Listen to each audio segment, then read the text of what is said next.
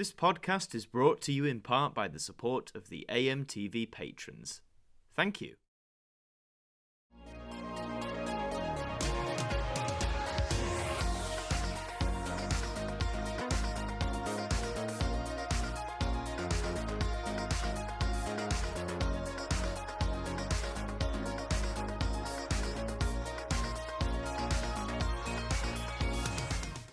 Hello everybody and welcome back to AMTV Radio. This is the podcast where I'm joined by a very special guest each time and we talk about, well, whatever the hell we want to, quite frankly. And today my special guest is, I'm sure some of you in the Doctor Who community will know her for a fantastic artwork as of late. Introducing Sophie Cowdrey. How are you, Sophie? Hello.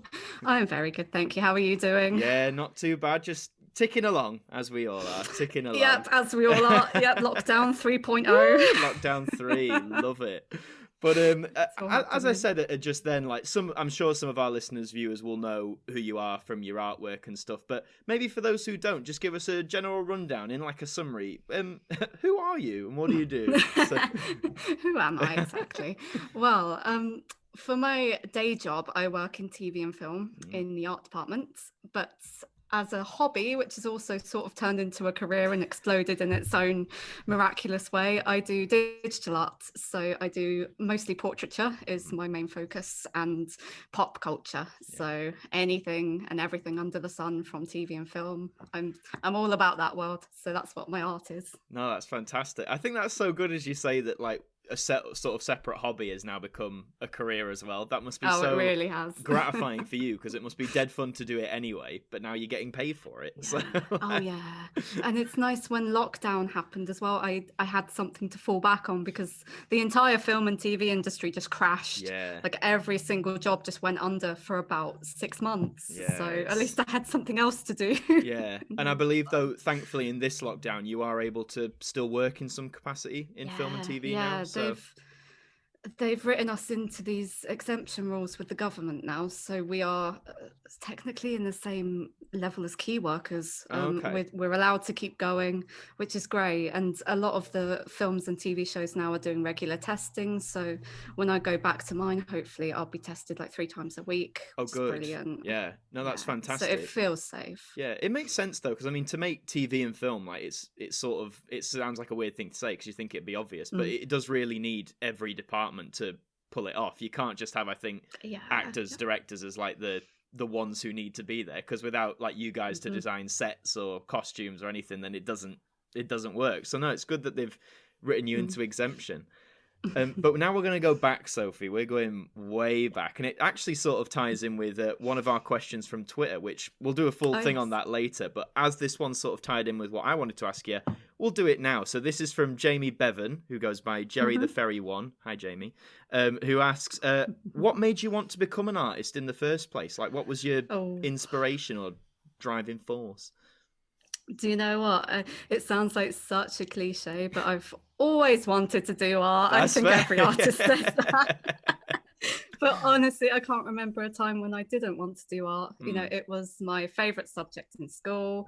I continued doing it in college, and then I ended up doing a really creative degree course. I would always do really silly little scribbles when I was younger, and I've got a lot of those kept, which are hilarious to look back on. I used to do really dumb sketches of like The Simpsons. I love that. I'll have to find some because they're hilarious. But you know, I always loved it. I've just got a creative brain. I think I was born with a creative brain, and I was always encouraged to do it as well, which was really lovely. No one ever told me that I couldn't, so I just went for it. That's lucky though, because I mean, you hear so many people, whether it's family or teachers or whoever, when they say, I want to do something in the creative arts, shall we say, and they go, oh well, it's probably not a good life choice, and then that can have such an impact on especially kids, I think. Yeah, it can. My school was very good, actually. We had a whole music department which I was involved in, and that really encouraged creativity as well. It's so important to have that when you're younger. And I think, like you say, a lot of people put off it when you think, I can't do it as a career, I need to go and get a serious job. Or people call the creative degrees like Mickey Mouse careers, which is degrees, like they're not proper degrees. No, it's a bit insulting in a way, because I think people don't realize, because I'm an actor myself, so again, something in the creative sphere, and I think some people don't realize if you took away what we do, like how much of what you interact with in life would be different. Like no TV shows or no like art exhibitions or anything like that. So it's it's sad really that even now the arts is still sort of looked at as you say, like a Mickey Mouse sort of sphere, which it really isn't. But I hope it's changing. I think, especially in lockdown, everyone turns to Netflix and Tiger King and all the rest of it. Tiger King feels like so long ago now, though, doesn't it? It's like literally last year. Yeah, God, it was right at the beginning, wasn't it? Yeah, Tiger King was interesting because, like, I remember my friends talked about it, and at first I was like, "This is the kind of stuff I don't usually watch." And then, as you do, all right, I'll watch episode 1. Let's see what and then by then I'm like, "Oh my god, I need to watch the rest." It's so. But I think what hooked it for me was it was so, because what was going on was so like mad to us as Brits. It's like how was this allowed to happen? I think that's partly what made me think, well, I've gotta watch the rest now to see how mad it gets. But you're invested at that point. There's no turning back. Would you say there's any to diverge slightly? Again, this is the nature of the podcast. The viewers know this. Is there any sort of series, whether it's Netflix or anything on TV, like a certain series that sort of helped you stave lockdown 1, 2, or 3? So, I mean, do you know what I've been doing over lockdown? Is I am a part of this really amazing website called Letterboxd, which I recommend to everyone. Are you on Letterboxd? I'm not on it, but I do know it. I've been tempted, but it's fantastic. It's basically you have your own film diary now. So I've been keeping track of everything that I watched over lockdown. I was just trying to watch as much as possible because I had nothing else to do. That's fair. So I mean, I've been watching bits of everything, to be honest. I think a standout TV show that has really resonated with me was The Mandalorian. Yes. When that came out, and season 2 just coming out recently. It's fantastic. Oh, so good. I won't say it for anyone who hasn't heard it, but the ending of season 2, did it make you cry? Because it made me cry. Yes. Oh god, yes. I had tears in my eyes coming down my cheeks, and I was like, oh my. Yeah. Oh, it's incredible. For anyone who hasn't got to it, please hurry up. I mean, one, I'm amazed you haven't been spoiled yet because it's now everywhere on the internet. But it's so good, The Mandalorian, and actually, I'm so impressed with how the basic premise of this show, you have a puppet who doesn't talk, and you have a guy who's in full body armor and he doesn't like to talk, and you can't see his face, so there's no emotion, and yet I was so invested in both of them. It's just incredible writing to be able to do that, and acting as well, and movement of those two characters. It's really well thought through. Absolutely. I mean, it reminds me of a way, like you're saying, they don't talk much, and people say, "Oh well, then films or TV shows are usually boring." But it reminds me of the first half of WALL-E, the Pixar film. Yes. Because again, that's like two characters who don't really talk that much or say a lot, but that first half, I think, is so engaging, and you're with them every step of the way, and it's just. Oh, that's a beautiful film as well. So gorgeous, so stunning, absolutely stunning. And more relevant as the years go on, sadly. But don't you find with everything like that, it's all becoming more relevant these days? A little bit scary, but in terms of like your early days as an artist, would you say you were one of those kids who, I guess you'd say, was like naturally good at like drawing and stuff, or was it something you felt like maybe you learned over time? Because some people are just naturally good; they can put a pen to paper and do like the Mona Lisa in like 10 minutes, but I wasn't bad at it. I wouldn't say I was the best person in the world at drawing, but it's something that I found only gets better with practice. Sure. So the stuff that I did maybe 3-4 years ago, I look at it now and I'm like, oh, I would change this. I would do it completely differently now. So it's really interesting to know that, with practice makes perfect, I think. No, you just have to keep refining it. I just think, well, at least when I was at school, I think in art, especially like at secondary school level, it wasn't, I think looking back, it didn't really feel like that expressive. They were quite limited. It was like, right, now let's like draw your shoe. And it's like, okay, well, you can have all the little details and stuff, but I just felt those, because we had to do it between years 7 and 9, I think, and then it was up to you whether you carried it on, and I didn't, but I just felt like maybe I would have liked it more if we were allowed to either express a bit more or challenged a bit more. It was all very like safe stuff. Were you in comparison sort of given free reign at school level to sort of make what you wanted?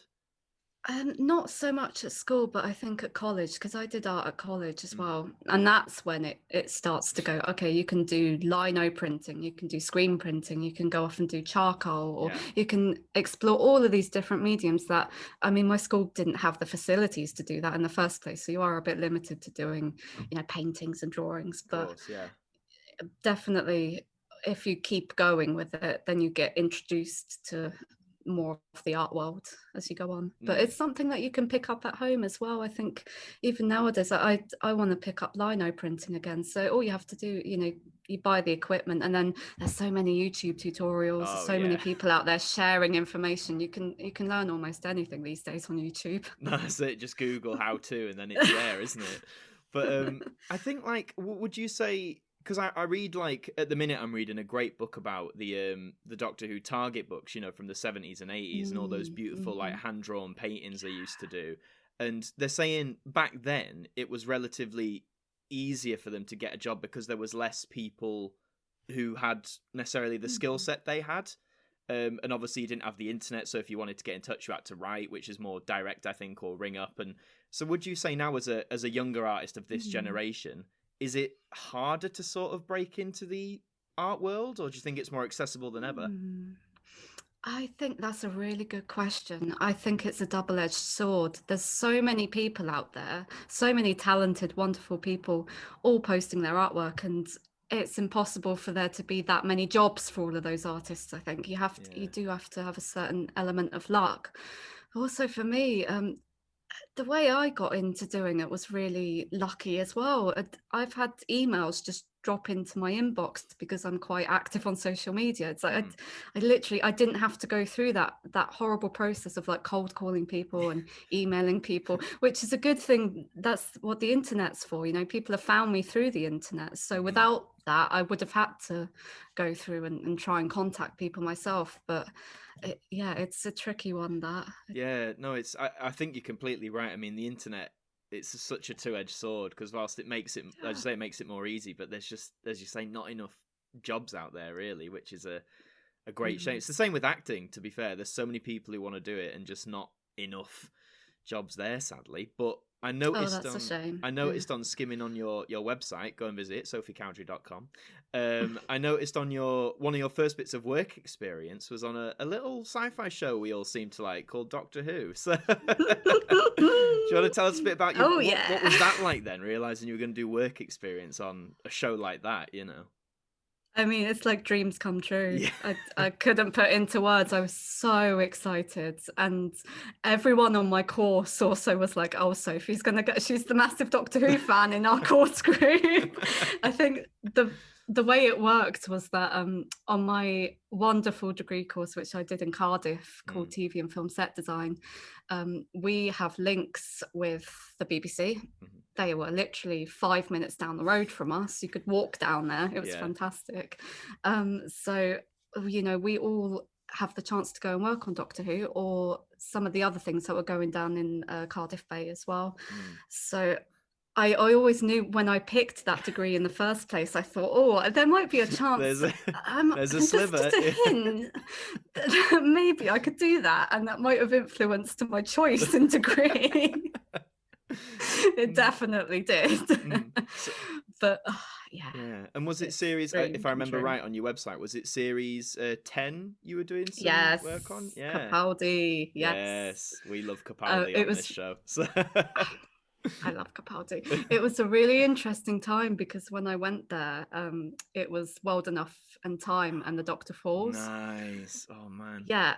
And the moment I walked into the BBC office, the production office, you might know this, and for people who don't know, when you walk into a production office, they usually have headshots of the actors up on the wall, and it will be the headshot of the actor and their character name and their real name underneath.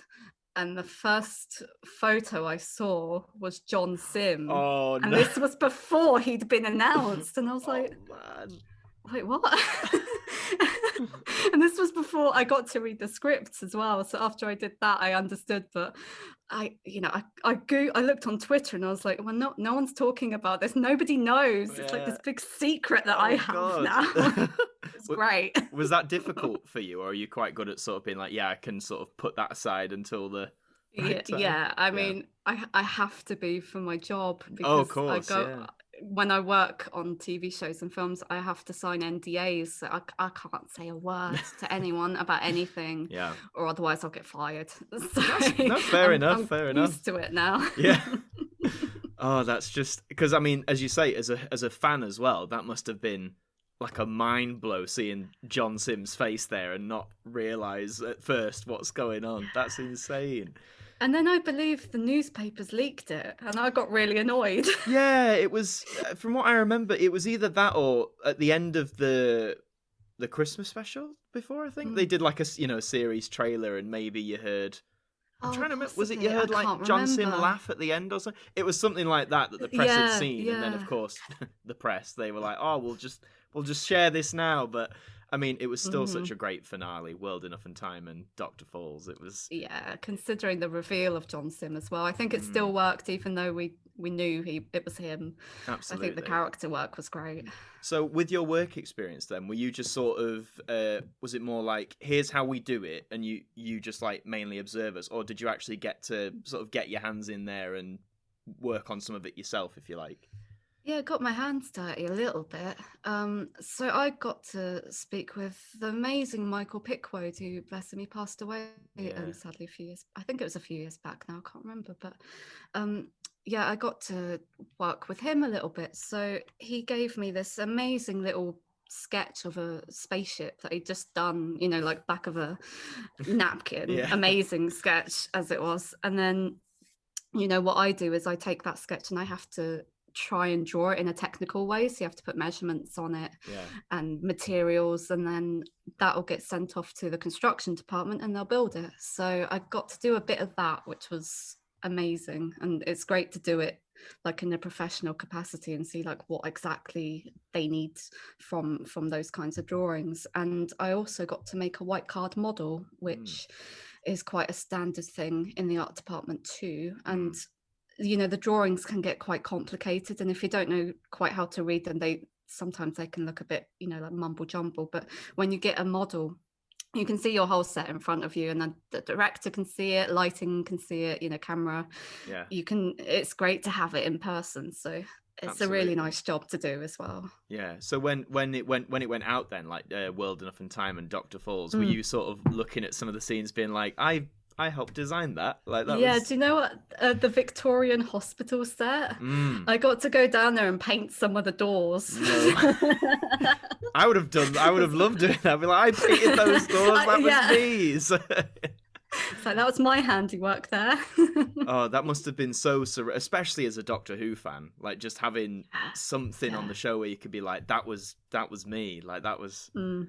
So with Doctor Who specifically, we'll come back to some more of your work and your career in a moment. But with Doctor Who, of course, I think everyone has a different journey with Doctor Who, like where they start, how they go along with it. So what was your journey with it? Like where did you start with Doctor Who? Oh, I started with Doctor Who where I think a lot of people of my generation started, which was in March 2005. Yep, that's me. Guilty. So. Rose, like lovely enough. I'm in a family of Doctor Who fans. My mum grew up with Tom Baker, and my nan was a fan of it as well. So I don't know if I've sort of made this memory up in my head now, but because I was 9 years old, I can't quite remember. But I think my mum said to me something along the lines of, oh, there's this show on TV tonight. I used to watch it when I was a kid. It's called Doctor Who. I was like, yeah, cool. Okay. Sure, I don't know anything about it. Yeah, why not? I'm just a 9-year-old. I have no idea what I'm getting myself into. And then I sit down and I'm completely captivated by it. And I was obsessed from the moment it started. I absolutely loved it. It seemed me and you have very similar entry points because I was 9 as well at the time, and children of 96. Yeah, my dad again had watched it when he was younger. It's weird because he remembers the very first episode. He's of an age. Oh wow! Amazing. But yeah, I remember seeing the trailer. You know, the Chris X "You Want to Come With Me" trailer. Yeah, that was great. Yeah, and obviously I was like, "What the hell's why is he running away from like a fireball? What's going on?" And my dad was like, corridor. "Oh, that's it." Yeah, in that weird warehouse corridor. I remember that. And my dad was like, "Oh, they're bringing this back. Oh, and he was like, "You'll like this." And I was like, okay, sure. But yeah, hooked from the word off. So since we had that sort of similar entry, what was your reaction to David Tennant? Because mine was sort of, "What's going on? Who's this?" Like, I think I must have been the same. I was like, I have no idea what's going on right now. I think my mum must have had to explain to me. There were different doctors. You're like, there were 8 of them before? What? Like...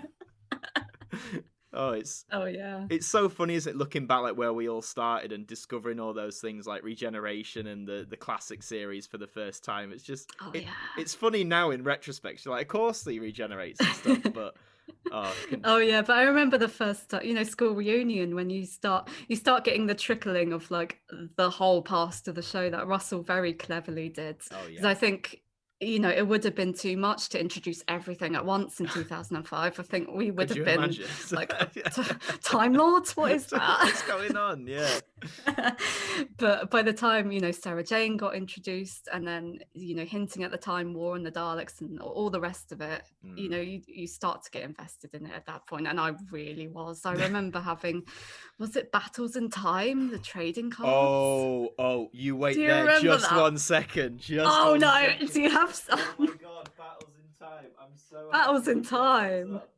I've got to put my headphones back on now. Everyone watching is like, what is he doing? He hasn't done this before. I had the shiny holographic ones. Got my binder with all my Battles in Time. Oh my God. That is my childhood right there. Honestly. That is glorious. It's so weird because I had so much stuff like lying around from when I was a kid. And when I got to like uni time, I was like, right, I should probably get rid of some of this. And for some really weird reason, I didn't get rid of those. I was like, I'll just keep those around. But they might be worth something. I don't know now. I'm hanging on to them. Yeah.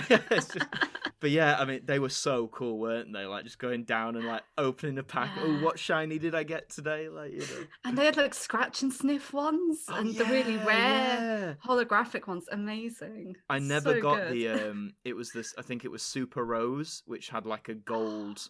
I think the back was like gold, and then it was like Rose when she'd absorbed the time vortex. Yeah, it was one of those where you move it and her eyes glow or something, and it was like really, really rare, and I never got one. I was so gutted, but yeah. I'll have to look. I've got a little, like Doctor Who box of things. Like you say, when you're sort of trying to clear things out, I've got a box just full of Doctor Who stuff that I can't bring myself to get rid of because I just love it. Yeah, I used to have. I think we all did sort of that David Tennant era, especially like where you go into a Toys R Us, rest in peace, and you just see like a wall of Doctor Who stuff, and it's like, wow, where do I start? Yeah.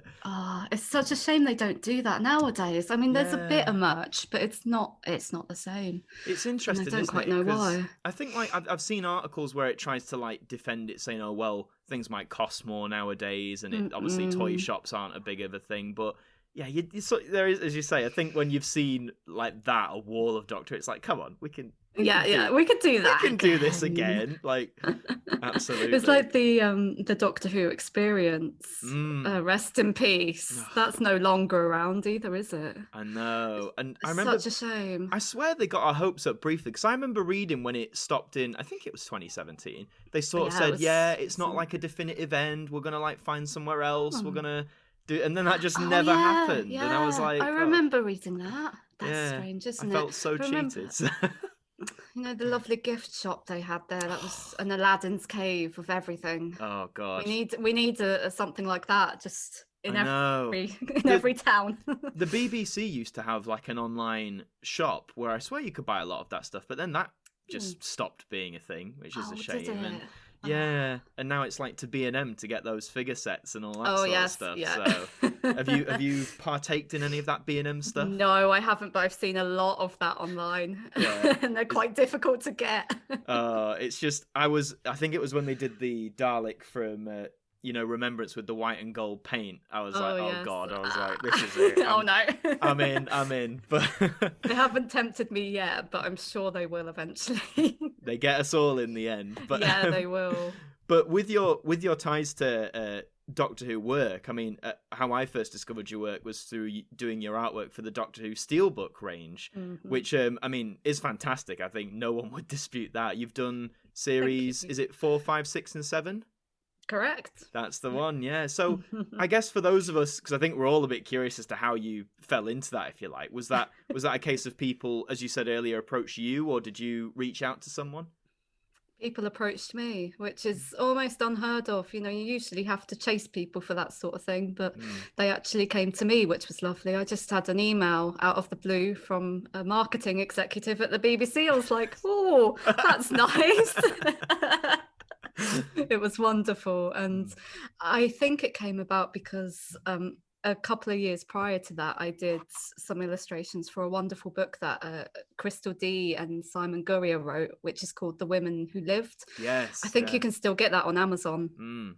It's a wonderful book, and it kind of gives you little short stories of the women from Doctor Who, not just the big characters like Sarah Jane or Jo Grant, but some of the really small side characters that are in like one episode and maybe get a couple of scenes. There's a whole backstory for them now, which is great. And I did some artwork to accompany that. Nice. So then that was published through BBC Books and Penguin Random House. So they all knew about me at that point. And I think my email must have just been circulated. Yeah, they passed it around. Like they must have. Someone put in a good word for me, which is incredible.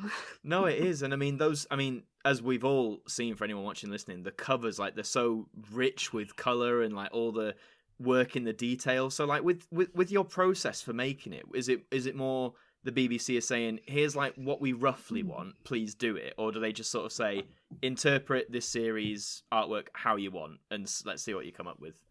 Yeah, so for each cover, what they usually do is they'll say, well, we want the Doctor, say series 4, we want the Doctor and Donna on the front. And then what they said to me is they wanted the Daleks and Davros on the back.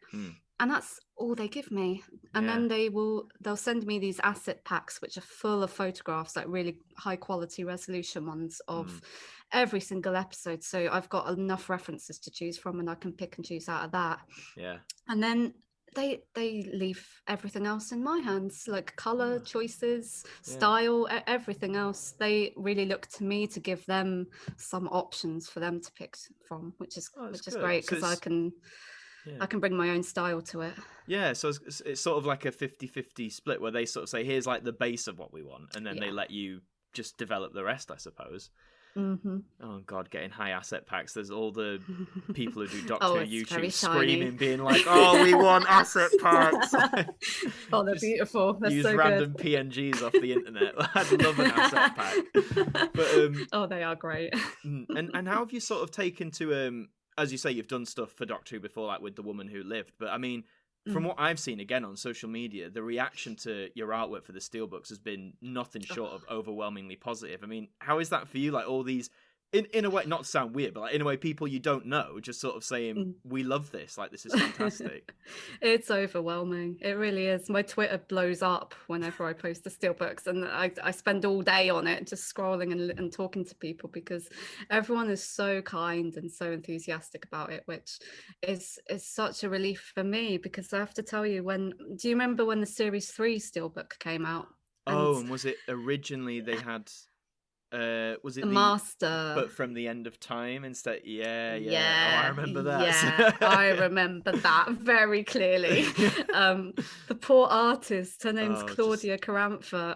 I felt so sorry for her, because I don't quite know how that would happen in the first place. Maybe if the BBC sends these asset packs, the End of Time Master wouldn't be in that in the first place. So I don't know how that came about, but I remember reading some of the comments, and not only did people pick up on the Master, which is completely fine, it was definitely incorrect and needed to be changed, but they also said, they sort of unleashed on it. Like, I don't like the color, I don't like the Doctor or Martha, I don't like the TARDIS, I don't like the whole thing. Yeah. So I came to it quite intimidated, like, oh bless you. I need to not make a mistake, and I need to do something that hopefully people will like, but art is subjective, so it's difficult. You can't please everyone, but you can try your best. Yeah. Would you say that's maybe sort of, I think it applies to all sort of creative things, like actors, artists, anyone, but like, would you say sort of trying to go in with that mindset of I have to do something that is right is not the way, is a bit of a destructive way to go? Because then maybe you're spending too much time thinking, oh my God, is this correct? When really, as you say, it's just about what you bring to the table. Yeah, definitely. I'd say that for Claudia's work. She just did something that for her must have been right for her, and it looked fine. But obviously, I think fans pick up on things like that so quickly if there's anything that's slightly wrong. But like for me, I'm a fan of it, so I know when I got invited to do series 4, I was like, I know exactly what I want to do. I can see it in my head. I see series 4. I knew the colors that I wanted. I knew everything that I wanted to do for it, and that's been the same for all of my Steelbooks. I have a vision in my head that is very close to what's the real thing. That must help, because I know if I got it and I'd be like, oh, what the hell do I do here? But I mean, was what looked to be one of the more like probably the most intricate one you've done so far, given the nature of it, is probably series 7, because of course you've got that lovely good old split down the middle where sort of casts change, settings change. So, but again, did you sort of think, oh God, how do I do this? Or was it sort of, oh, it's in 2, I'll just do like one on the front, one on the back, easy? Yeah, I mean, that was my first thought, is, okay, maybe we should have 2 front covers, essentially, because there's the 2 parts are so different to each other in terms of tone, characters, everything. They do feel like 2 different series. So when I was talking to the BBC about this, they toyed with the idea of maybe we could have the Doctors and the companions on the front and the monsters on the back, which is like the usual template. But I kind of pushed for, okay, maybe we should do front and back, have 2 different designs, because it just makes more sense, and it's a bit of a treat for the fans as well.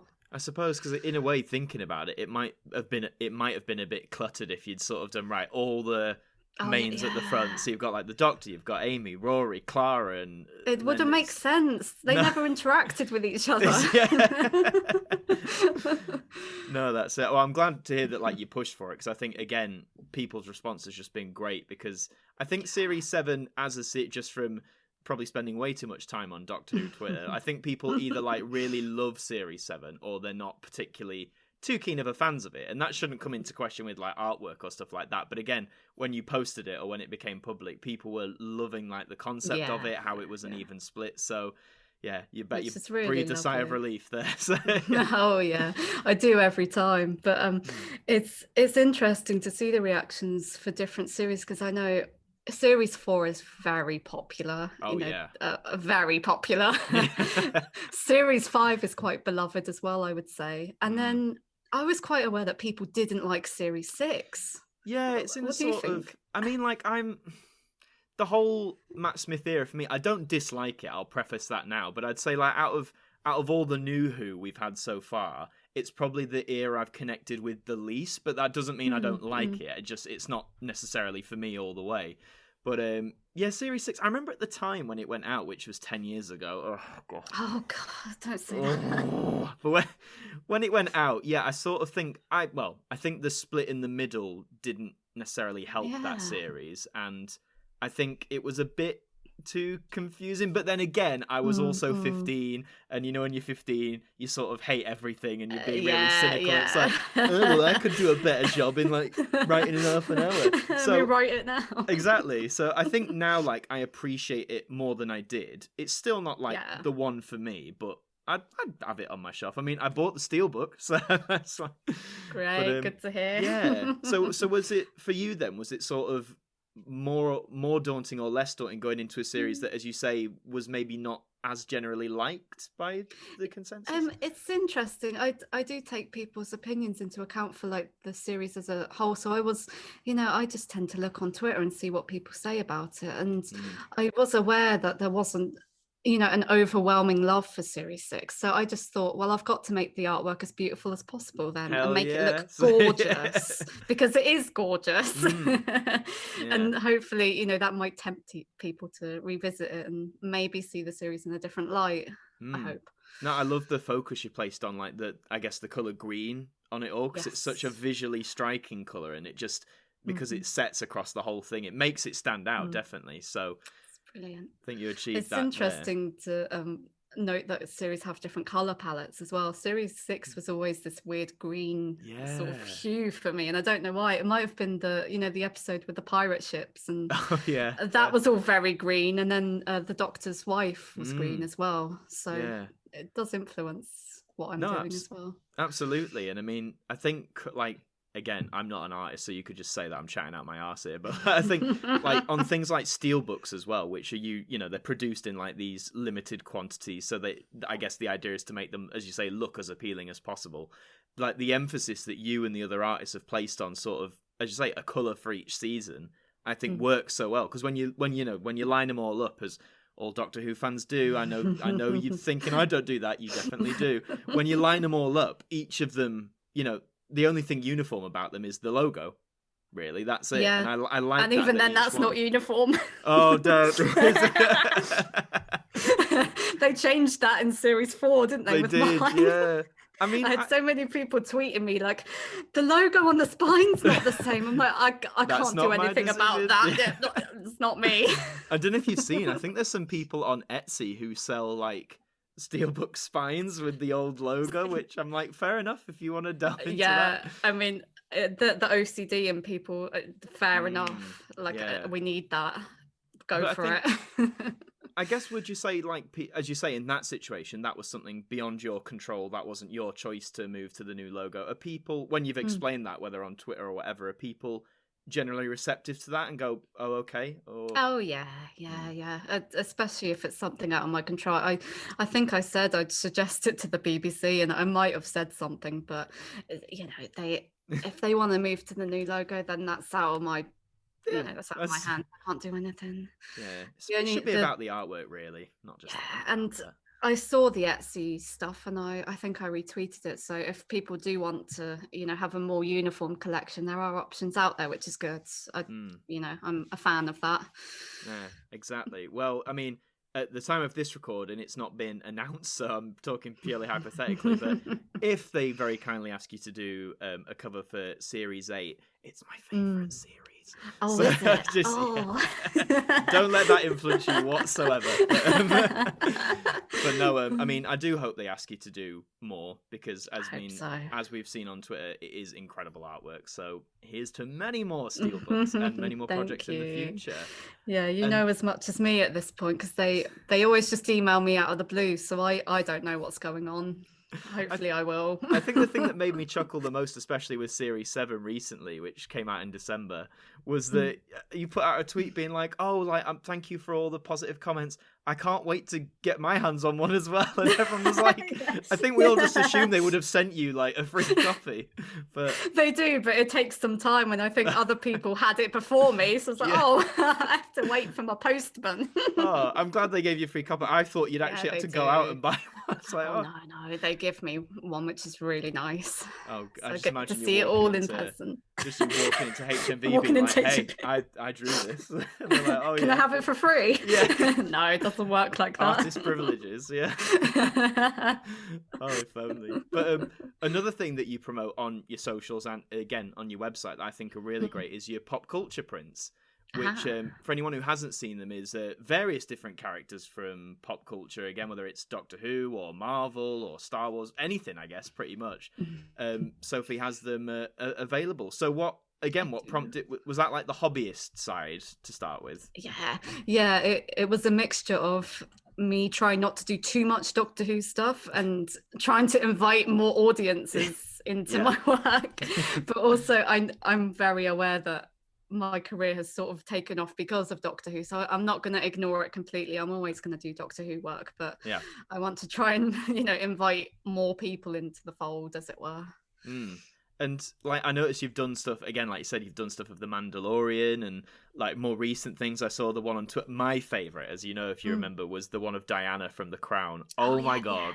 That was beautiful. I retweeted that and was like, look at this. But yeah, so like, is it a case of like, maybe you'll watch, say like with The Crown, did you just watch it and think, yeah, I could do one of Diana there? Yeah, it's anything that I suppose is popular at the time. So if something's trending on Twitter and I want to try and capitalize on that momentum in some way, so I try and do art, to reflect that. And that was the case with The Crown, because that only came out recently, and I loved Princess Diana as a person, and she's like a personal hero.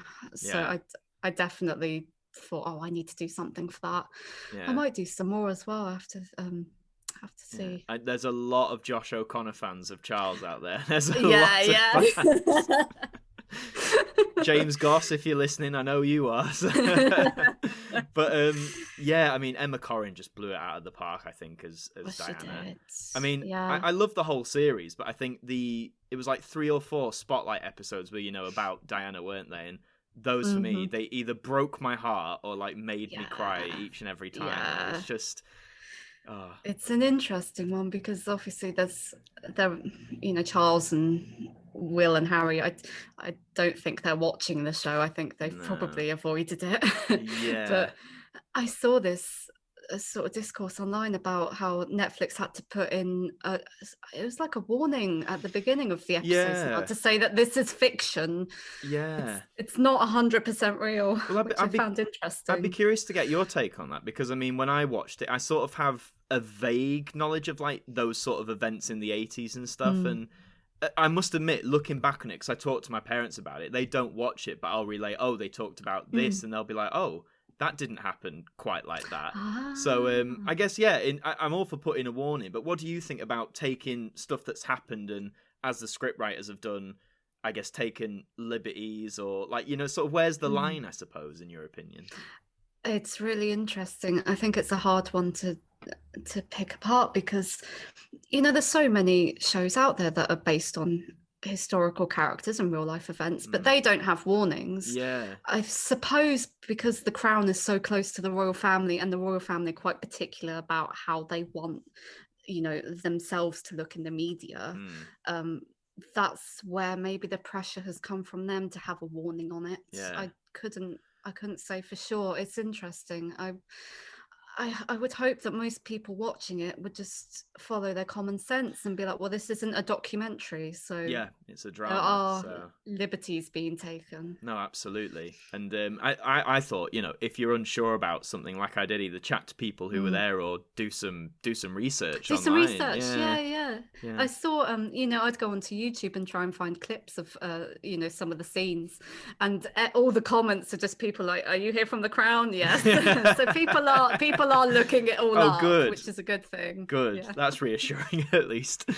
But so divulging back into your work in film and TV, I mean, since your work experience, again, looking at your website, and I'm sure some of you all know this, but if you don't, Sophie is, you've worked on so many recognizable things, like Sex Education, The End of the Effing World, for those who are a bit sensitive to the ears, Silent Witness, Doolittle, like so much, really. So, I mean, so when you finished work experience then, was it sort of an immediate, was there something lined up for you, or was it a bit of a wait time to jump into it? Do you know what? I was really fortunate.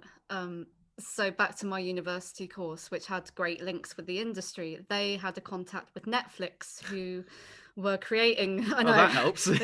Casually have a contact with Netflix, who were creating this new show in Newport, which is the city next to Cardiff, and they were looking for art department trainees. So, it's very closed invitation. It was only my year group who got this invitation to go for interviews, and it was for Sex Education, but obviously it was the first series of it, so you don't know what it is. But I just went for it because that's the whole reason why I'm there for the degree, is to get a job at the end of it. And really, thankfully, I got it. which was fantastic. And I started working on that before I finished my degree, which was insane. I was doing 3 days a week at sex education, and then I went to do 2 days a week at uni until I graduated. And what are you doing today? I'm working on a Netflix drama. Just as you do. But my lecturers were really, pushing for that, which is great. So, they were like, of course, go and do a job. Yeah. So when I graduated, I had a job already under my belt for 5 months. That's I so worked on good. it from April to September. It was such a good starting point as well. Such a strong show. It's so well written, and the design on it was lovely. So I got to meet a lot of fantastic people on it and do a lot of great work and learn, because I was a trainee. So it'll be 3 years in April that I've been doing it. So it was the perfect opportunity to learn from people already in the industry and, start my career. And I noticed it says you did series 1 and series 2. So in that case, was it they just simply kept the same team, or did they specifically ask you back? Or yeah, they do keep the same team generally. It all depends on availability, because the thing is we're all freelancers. So if you get, you'll end a job and then you have to look for the next one. I suppose you might have the same thing being an actor. Oh yes. Oh yeah. Always looking for the next job whilst you're doing a job. Yeah. It's the most unstable industry. It's very exciting, but it's also very unstable. So, I just asked whether I could come back because I was free at the time. And luckily I had a bit of time where I could go back on it, which was a dream. It was so lovely. So I'm always looking to go back onto that, because it's a fantastic show. And that's the nice thing about a freelancer, is that you can kind of pick and choose and be like, okay, I want to go and work on these shows, and then you find the people who work on it and talk to them. Absolutely. And that's how it works. And I mean, is there out of what you've done so far, has there been a personal highlight for you that you've worked on?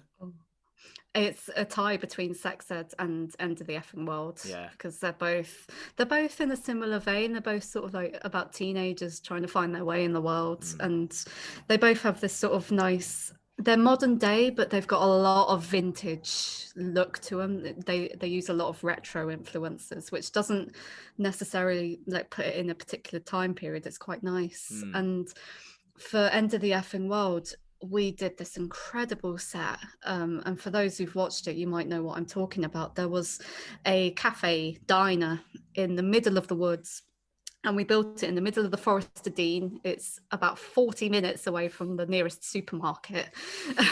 It's really in the middle of nowhere. And we got a whole team out there, built this diner, and it's a complete 360-degree set. You could walk around the whole thing. It was all designed inside and out. And we had dog walkers going past, being like, "Are you open?"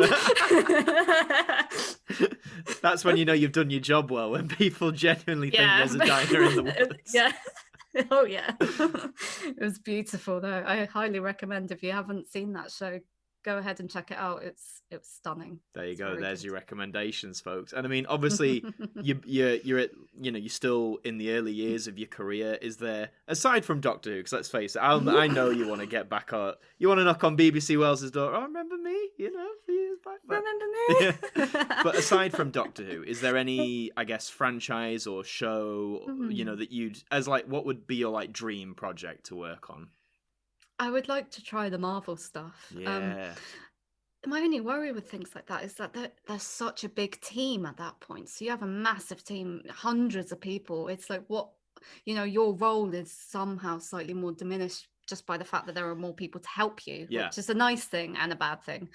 So I would love to give it a go though, because I think, I'm a big Marvel fan. I love all the superhero stuff at the minute. So I think it would be really fun as well. They just look like a lot of fun to work on. No, absolutely. I mean, something even again, at the time of recording, there's only 2 episodes, but WandaVision. I mean, something like that's just so different and so quirky. I imagine, again, to design those old 50s style sets, that must be so much fun for those who get to do that. But that would be lovely. Yeah, I think WandaVision's going to be interesting. Yeah. I think as of recording, there's only 2 episodes, and I watched them both. Yeah. I'm very confused, but I kind of love it. We don't deserve Paul Bettany in that second episode. It just For anyone who hasn't seen it, just both of them. Just go and watch it. An amazing double act. It's fantastic. Absolutely. Oh well, I mean, so as you say, like with the Marvel stuff, then there's huge teams like backed by Hollywood. So say for something that you've worked on in the UK, if there's hundreds in Marvel, is it like say down to single figures in the team on a UK production, or is it still fairly big? I would say it's still fairly big, maybe 20 or 30 in an art department, or maybe even more, to be honest. It does depend, but I think a lot of people don't realise as well that a lot of these films are made over here now in the UK. They are, yeah, a lot of them. Disney has just bought out Pinewood, which is our biggest studio, and Netflix have just bought out Shepperton, which is our second biggest studio. So the Americans are over here. They're all making everything. It's great. It's more chances for work, which is great. No, absolutely. I mean, I guess the example that springs to mind, wasn't Game of Thrones mostly filmed in Ireland, I think? Yeah. So, correct. Yeah, shame it's that's all done on now, our doorstep. Isn't it? So... Well, they're doing a prequel, and Matt Smith's going to be in it. Yes, he is. Yeah. I mean, I'm quite excited. Would you want to design for that? You know, that sort of medieval-esque. Yeah. I think it would be it's a challenge, I think, to do a period drama. I haven't really done a period drama yet, so I'd be intrigued when I finally get to do one, because I've done mostly contemporary stuff, and you really have to do your research into anything that's not contemporary. It has to be the right paper stock for the paperwork, or a book has to be bound properly. And signage as well, fonts, everything has to be of that time period. So it's a struggle, I think, but I'd love to try it. Yeah, well, they're in no short supply. There's always a period drama knocking around somewhere. So I think we'll move on to some questions from Twitter, Sophie, if that's all right. We've got a few questions people wanted to ask. First off being from George Puddy, who's known as Pickles Parker on Twitter and also has a YouTube channel. Go and check his stuff out if you're not new to him. And he asks, what's your favourite cover that you've done for the Doctor Who Steelbooks out of the 4 that you've done so far? Oh, that's like trying to choose between children. Yeah. That's like The Crown, isn't it? Who's your favourite child, So... Yeah. Oh, I mean, I have a soft spot for Series 5 because I love Vincent van Gogh, and I got to do a spin on his incredible style. So I definitely have a soft spot for that one. Yeah. It was a real pleasure to do that. Would you have a favourite Van Gogh painting out of all his works? Oh, I mean, Starry Night, all the way. It's like all the way. Although I love the sunflowers as well. Those terrific two are artist. Very much highlights. We have from Time Lord Master 108. I wonder what he's a fan of. Who asks, what are your thoughts on the Timeless Child twist that happened in Series 12? Oh, that's a good question. Somehow it always comes back to the Timeless Child. The past year of discourse has always come back to the Timeless Child. I noticed a lot of your podcast episodes it keeps cropping up. For better or worse. I mean, again, I'll disclose it now. You can, whatever your thoughts are, you say whatever you want. It's an open space here. Yeah, sure. Do you know what? I'm really enjoying Jodie Whittaker's era. I think there are flaws with it, as there are flaws with every season. Oh, yeah. But with the Timeless Child in particular, I'm still sort of on the fence about it, because on one hand, it kind of gives her this chosen one narrative. She's born special at this point, and she's the prototype for all of the Time Lords. She's given them all of their power. So she was never a chosen one in the first place. The whole point of the Doctor was that they were just this lonely traveller who stole the TARDIS and ran away and helps people because it's right. Yeah. So suddenly making that character a chosen one, it feels almost like cheating. It's like all of those accomplishments are given because of this majestical power, but at the same time, it feels like it hasn't changed anything. The Doctor is still the Doctor. The Doctor is always going to help people, not because there's some divine right, or she was born on a different dimension and she's given the Time Lords this power. She will help people because it's the right thing to do. And that's what she will always do, or whatever Doctor. So I'm on the fence about it. I don't know. I need more episodes. I think that's it, isn't it? Because it's sort of of introduced it and then sort of developed it to a point and then stopped because of the end of the series. I think that's what's caused a lot of the upset as well, because it's like we're still waiting to see where it's going to go. But yeah, I do get interesting. It is, yeah. I mean, again, a few of my guests have said that whole like chosen one thing, and I must admit, it might just be the way my mind works at the time. When I watched it, I didn't jump to that. I just thought, okay, like we're introducing a whole new element which could potentially mean potentially a lot more stories. As I've thought about it more, I do get like as saying like your point of view and others who say, but it is this sort of chosen one archetype, and like I think the way it sort of demonstrated itself was that it's you, like you know, you are the Time Lords. Jesus. I was joking with someone the other day. I was hoping. I mean, how funny would it be if in the next series, you know, like classic CBBC. Sacha Dhawan just runs in with like a camera crew saying, "Oh, it was a prank! Like you got pranked!" Like, you know. That would be a twist. That would be a twist, certainly. But yeah, I think you're right. I think we need, at the time of recording, we need more episodes to really see where this sits.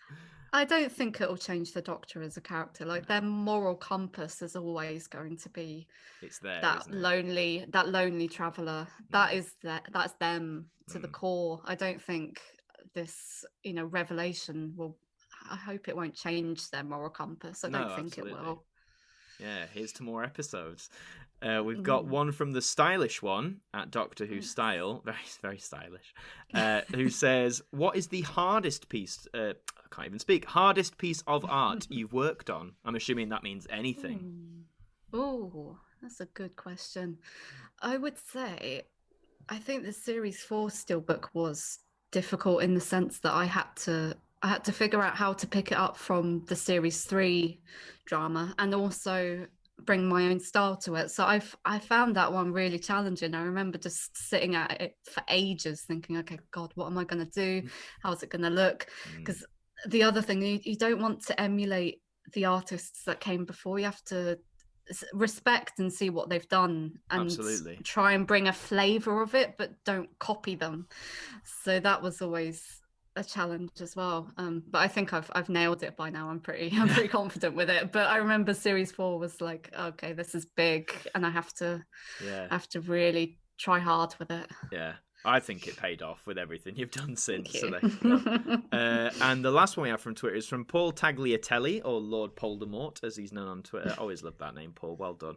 And who says, do you like Superman, and have you ever drawn him? That's the first question. So I have not drawn Superman, and I'm quite surprised that I haven't, because I do like all the superhero stuff. I suppose I'm a bit more of a Marvel stan than a DC stan. That might ruffle some feathers, but no, I like both of them quite equally, but I'm more into the Marvel stuff. That's fair. But the 70s films are obviously iconic and have definitely shaped a lot of the modern films that we get to enjoy now. And I like Henry Cavill. I didn't mind Man of Steel. I thought that was good. That was the second part of this question, actually. Like, who was your favourite actor to portray Superman? So is it Henry Cavill or? I would say, I liked Man of Steel. I haven't seen Justice League, so I can't comment on that. I wasn't a big fan of Batman v Superman. I don't think many people were. No. It might just be the unfortunate case of writing. You know, he needs a good story to flourish, but I think he'd be perfectly capable of it. And there were really, there was some good stuff in Man of Steel. Yeah. I want to revisit that film. I think the red flags for me with Batman v Superman was when it was when my brother said, "Oh, but the extended cut on the DVD is better than the cinema version." I was like, okay, if that's the case, then I think there's a fundamental problem with and I have watched the DVD version, and like it is better, but I'm still like, there's a lot of misguided stuff there. It's just unfortunate, isn't it? Because they're such good characters as well, and they deserve the success that Marvel's had, and for some reason they're not quite being loved in the same way as Marvel, or at least that's what I'm seeing. No, it's a shame. It is a shame. And the third and final bit of Paul's question was, who's your favourite master? Oh, I want to say Michelle Gomez. Yes. Because Missy is brilliant. She's so fun. She's so fun. She's this nightmare Mary Poppins. And, she's such a good counterpart for Peter Capaldi as well. Those two work so strongly together as a duo. All that Scottish energy, isn't it? So... Yeah, and the complexity that they give to Missy. Now, she sort of tempts with the good side, but she doesn't quite go there. Yeah. Which I find really interesting. It's not such a black and white, oh, she's just evil. Yeah. She has more development than that, which I think is really lovely. Yeah. So, I thought she's so fantastic when she's doing, like you say, those moments of absolute insanity. And then the quiet moment that I always remember that's funny yet chilling is, I think it's in the season 9 opener when they've deactivated that Dalek and Clara's got to get in it, and she just looks at her and goes, "Get in." Oh yeah, it's so sinister but also so funny at the same time. She's great. She's a great actress as well. She's got great comedic timing. Absolutely. I need to listen to the Missy Big Finish series. I haven't gotten around to that yet, but I need to. I do as well. I need to delve into it. I'd also recommend Masterful as well if you haven't listened to that. That's so good. But no, I haven't yet. But big props to, I think Big Finish is such a gift to the fandom. Just everything that they did. There's so much content. Absolutely. Everything that they've explored from, Torchwood had this massive revival through them. Yeah. And there's still such a relevant show today, despite it hasn't actually been on television in about, oh God, how long has it been now? 10 Maybe 10 years. There's that number again. Yeah. No, they're just, I think they make so much as well. It's just, so go and buy Big Finish. Don't pirate it. Go and buy it. Oh yeah, gosh, no, buy it. I'm very excited for Christopher Eccleston. I'm so pleased. I'm waiting for that trailer. At the time of recording, there's not a trailer. There might be when this is out, but I just want to hear his voice. I want to hear him. I know. Oh God, that's going to be like our childhoods have just come back. If they end the trailer with him being like, "Oh, fantastic," I'll just be like, we'll just be both sobbing in the corner. It's like, are you crying over Doctor Who again? No. He so deserves it. I'm so happy for him, because I think he had such a struggle, didn't he, for a while. He didn't really engage with Doctor Who because he had a bad time with it, I believe. I can't remember what went on behind the scenes. Yeah, I think it was a mix of, as I say, behind the scenes stuff, and also I think I've heard him say as an actor, when he's done with a project, he feels like he's very much like that's it done. Then. Yeah. So I do kind of get that from an actor's point of view, but it is, as you say, it's nice now that he feels he can sort of come back in to the fandom and it sort of embrace it a bit more. Engage with it. He's doing conventions, I've seen, and I'd love to meet him at a convention. I need to whenever he's at the next one. We'll be at the front of the queue like, Chris! Oh yeah. I saw a really lovely interview with him, and he was explaining the reasons why he chose to do Doctor Who, because it's not a role that he would typically choose. Yeah. And he said that he wanted to act for an audience that he'd never acted before, and that was children. So he wanted to reach people like you and me when we were 9 years old. I just thought that's lovely, and I think he's seen the enthusiasm from the fans, obviously, from doing conventions again, and it must be ticking something in his brain, like, oh, these are the people that I was trying to reach. They've all grown up and they're still really enthusiastic. Yeah. And I mean, I hope it's rewarding for him, because again, to you and me, it's like, oh, what did you first catch me in? Oh, Doctor Who. I didn't know any of his work before. I didn't know he'd only done serious dramas or serious films. He was just a guy with very short hair and a leather jacket who I liked. He was very likable. So. Oh yeah. Oh, God love him. God love him. Yeah, and one thing I wanted to ask you as well, just because I am curious, because when Jodie was cast back in 2017, which feels like so long ago now, obviously it was a big deal of that. It's the first woman, finally, after arguably overdue, the first woman to play the Doctor. As obviously I was elated, I was buzzed for it, I was so excited. But I'm curious, as a woman yourself, what did that mean to you as a female fan of the show to, I guess, finally see, a female Doctor?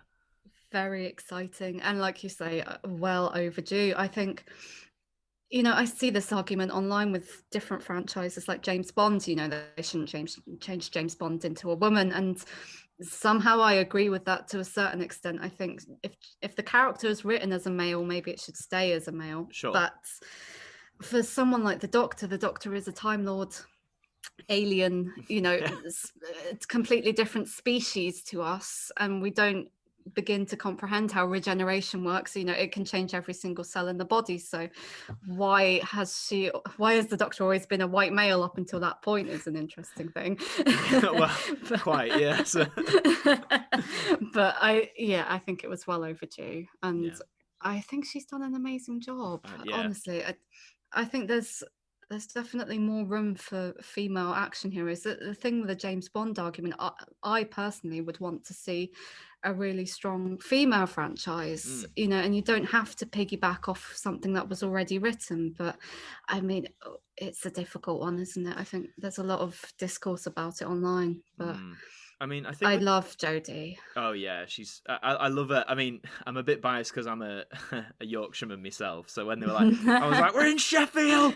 Oh my god! Like, I was so excited. And I mean, she's being from Huddersfield, which is not too far from me. I think it was nice to see some more northern representation as well. Yeah, definitely. We need more of that in the world. Just more It's so important to see yourself reflected in the screen. So the more of that, the merrier. Yeah, we really need it. I think that the thing that baffled me the most was I saw some people being like, "Oh, the whole the Doctor can't be a woman thing," and then literally all you had to do was say, "Yeah, but what about Missy?" And then they would always go, "No, but that's different," and it's like, "No, it's not. Like, how is it different? Yeah, it's not different." Oh, it's just I hope Jodie's convinced people that the change was a positive thing, and I hope that we get more female Doctors. I'd be slightly worried if this was just a one-time thing and they go back. Not that there would be anything wrong with that, but I just think we need more change. Yeah, we can't like keep going on. The next actor should, in my opinion, shouldn't be a white male, or you could argue male, full stop. Because it's. I think it'd give credence to those who sadly think, oh, it's wrong to have a female Doctor or whatever. It just gives that more levity. But I mean, again just more inclusivity to different types of people around the world. It's so important to see that, and I think that's what people are fighting for these days, is more representation on screen. Absolutely, definitely needs to happen. And it I think a lot of people think it's like a ticking box thing. If you tick the box for representation, it's fine. But it would be I think it's so important for a lot of people that they see themselves in the Doctor. Oh, absolutely. For women now, we can all see ourselves in the Doctor, which is great. And I think when I was 9 years old, I would have lapped this up. I would have loved it. Absolutely. I mean, what warmed my heart was, because I always think, yes, Doctor Who's a family show, but I think at the end of the day, as long as the children are getting captivated by it, because they're the ones who are going to, like me and you at 9 in 2005, we're the ones who carry it on. And I saw a video on Twitter around Christmas, I don't know if you saw it, where a mum was filming her kid opening a Christmas present, and it was a 13th Doctor outfit, and a little girl just starts crying with happiness, and I was like, that's what Doctor Who's about. Like that is what it's about. That is so good. Oh, bless. That's so sweet. I've seen a lot of videos of little girls who are so in love with Jodie, and I think that is so important for them growing up, that they can see a woman on the TV doing lots of amazing adventurous things and saving planets and helping people. To see a woman doing that for little girls, I think, is really important. I think it's more pushing towards and I agree as well, in like the wider world of, like, especially for kids TV advertising, the whole idea that anything sold to children can be neutral, because it should be. Like, I mean, you remember when we were kids, and like, sadly, it was, anything action related, oh, that's for the boys, and anything like dolls or things like that, oh, that's for the girls. And you could, it's wrong. You could argue it's, I think, fundamentally wrong. But what I've seen now in some like print adverts, it'll be like playing with Barbies or whatever, but you'll see boys and girls in the picture, and I'm like, thank you, because like that's that's I agree with you there. I think it's silly that I think advertising companies are very much to blame for a lot of that. It's the blue is a boy's colour and pink is a girl's colour. It's all ridiculous. You can like what you want, as long as you're not hurting anyone, it's fine. Exactly. Yeah, hopefully it pushes forward. But I mean, at the time of recording, again, this is the only problem with pre-recording podcasts. At the time of recording, there has been rumours, of course, is Jodie leaving, is she not? And by the time this goes out, maybe the BBC will have confirmed, denied it. But if you're listening to this, at this time we do not know. We don't know. I mean, I hope I hope it's not true. I'd love to see her do this series and hopefully the next one. But yeah, because I feel she'd sort of be shortchanged if she left after this. Yeah, I'm in the same boat as you.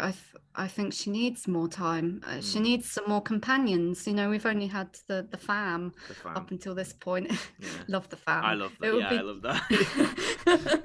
It would be great to see her interact with some new companions as well. I think that would be interesting. And obviously, we might be getting that next series. Yeah, John Bishop, Yeah, we should see. I'm quite excited about that. I think a lot of people can quite easily disregard comedians, but then, you know, Catherine Tate comes along and just blows everything out of the water. That was the most stupid argument when people say, "Oh my god, it's a comedian." She's a comedian. Have you not watched this show? Like, just fantastic. So I have high hopes. I think that'll be good. No, I'm looking forward to him. I think my only thing was it was two things. I think one of them was I would have loved to it have been maybe either a human from not the present day or an alien as a companion. I thought that would have been cool. And this is just the more cynical side of me. Part of me thought, well, my dad mentioned it actually, but I sort of agree with him where a lot of the times the Doctor Who companion has been like a vehicle for younger unknown actors to sort of get their start. And I'm not saying you can't have more familiar faces, not at all, but I think part of me was like, just after Bradley Walsh, I was kind of thinking, it would have been nice to maybe get someone else who was unknown. But now that he's here, I've also said, but they've cast him, there's nothing we can do about it. Let's give him a chance. Like, let's not hate on him. Totally. That's an interesting point. I think that absolutely, let's give him the benefit of the doubt, and I'm sure he will be fantastic. But when I saw the casting, I thought, Bradley Walsh has just left, and John Bishop seems in the same vein almost as Bradley Walsh. So I'm just interested to see whether those characters will be really similar or not. Yeah. Or whether he'll go in a completely different direction. I don't know. I just really hope he keeps his thick Scouse accent, because I lived in Liverpool for 6 years. And I love Liverpool. I love the Scouse people. So just, again, I guess it's that voicing, isn't it? Hearing those voices on telly. Like, I'd love to. Yeah. I know some of maybe like the Americans will be like, what is he saying? I think it's important because there's a lot of that received pronunciation that a lot of British TV held for so many years, and until more modern times when we're bringing in different dialects from all over the country, which have existed for all of time. So we need to give them their moment on the silver screen. No, you're right. Have you ever seen the original All Creatures Great and Small? Oh no, I haven't. There's a lot of that where, like, the author is from Yorkshire. It's about farmers in Yorkshire, but they all speak with like that RP accent. Yeah. And like, it's a good series, don't get me wrong, but I'm like, why are you talking like this? You don't talk like that. There's nothing wrong with a Yorkshire accent, and I'm heavily biased, but I'll say that to my grave. But beautiful accents. Well, what can we say? So. And the final like big question, if you like, I wanted to ask you, Sophie, was as a young artist who's making your way through your career, and I'm sure to bigger, more expansive things as time goes on, for anyone who might be listening or watching who is maybe an artist themselves or wants to do the kind of things you're doing and either isn't sure or a bit on the fence, worried, what is there any advice or anything you'd want to say to them? Oh, just do it. Just go for it. Just do it, man. Just do it. Yeah. The only way to get better at these things is to practice, like I say earlier. That's the only way I got better. And to be fair, it took me a long time. It took me years. You do have to be persistent with it. But if it's something that you enjoy and you love drawing and you love painting, and it's one of those things where you try not to go into it thinking, oh, I'm going to make a career out of this. I was just doing it because it was a hobby, and then it turned into something else. So it's always nice to start off, as long as you enjoy it. I think that's the most important thing. Make sure you enjoy it first and foremost, and it's a good use of your time, fulfillment wise. You feel good for doing it, and then hopefully you'll get better at it. Your style will develop, and then people will notice you. And be active on social media with it as well, you know, post things. You know, people love to see it. And that's how I got a following. I just kept posting stuff, and then more and more people found me, and then that's how I got some of my opportunities. So it's just, you know, do it because you love it would be my main advice. Yeah, it's weird, isn't it? Because it sounds like such a simple thing, but I think hearing it as well is so key as well. And usually to finish off with question-wise, I have a different kind of like mainly Who selected questions, but I think this one would be appropriate for this episode. What does Doctor Who mean to you, Sophie? Because as you say, it's played such a big part on your life and in what you want to do. So if someone, whether it's now or later down the line, said, you know, what has this all meant to you? What do you think you'd say? Oh, it means so much. It really does. Doctor Who is one of those. It's such a lovely TV show. The whole premise of it is, you know, someone who goes out of their way to help people and solves problems with intellect rather than violence. And I think anyone who resonates with that must be a really nice person. And I think that's why, you know, our community is always, you know, it tends to be a positive place to be. I've found I've always had really positive, you know, interactions with fans, and I've met so many lovely people like yourself, and, you know, people on Twitter who I've met in real life since, and I've had job opportunities through it. So it's such a lovely community to be a part of, and I think anyone who isn't watching Doctor Who is missing out. I think everyone should love it. I was going to say to anyone listening who doesn't watch, but then I think you would, well, you probably will be watching this if you watch Doctor Who, but in the rare chance that you aren't, go and watch this show we've been talking about. You're like, what are they on about? But no, absolutely. And that's, again, a very succinct and good answer. Thank you. And I think we'll start to wrap things up there. But I mean, first and foremost, Sophie, thank you so much for agreeing to come on, and your first podcast as well. I know, it's quite an exclusive. Thank you so much for inviting me. It's a pleasure. Oh, anyone who uses a Capaldi TARDIS background, that's fine with me. So, and before you go, anything you want to shout out, socials, website, whatever, feel free to do so.